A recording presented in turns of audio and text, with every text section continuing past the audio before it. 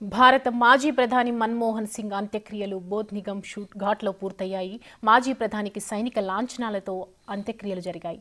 అంతకుముందు మన్మోహన్ భౌతిక కాయానికి రాష్ట్రపతి ద్రౌపది ముర్ము, ప్రధానమంత్రి నరేంద్ర మోడీ, కేంద్ర మంత్రులు, లోక్సభ స్పీకర్ ఓం బిర్లా, సిడిఎస్, త్రివిధ దళాధిపతులు, కాంగ్రెస్ అగ్రనేతలు నివాళులర్పించారు.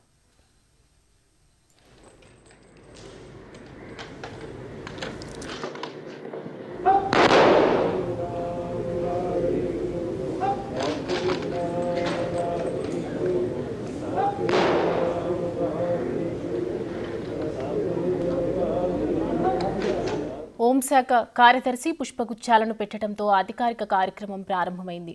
ఆ తర్వాత వరుసగా త్రివిధ దళాధిపతులు, chief of defence staff, cabinet secretary, రక్షణ శాఖ మంత్రి, సహాయ మంత్రి, లోక్సభ స్పీకర్, ప్రధాని, ఉపరాష్ట్రపతి, రాష్ట్రపతి పుష్పగుచ్చాలను ఉంచారు. మన్మోహన్ సింగ్ అంత్యక్రియల కోసం విదేశీ వీఐపీలు, వీవీఐపీలు, సామాన్య జనం ఢిల్లీలోని నిగంబోధ్ ఘాట్ వద్దకు పెద్ద ఎత్తున తరలివచ్చారు.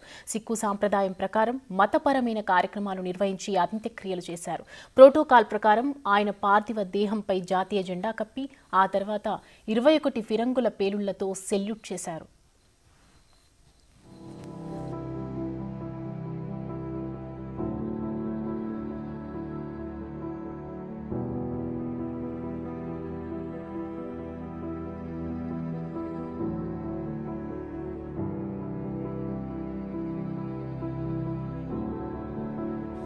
అంతకుముందు ఆయన భౌతిక కాయాన్ని ఏఐసీసీ ప్రధాన కార్యాలయంలో ఉంచి నివాళులర్పించారు.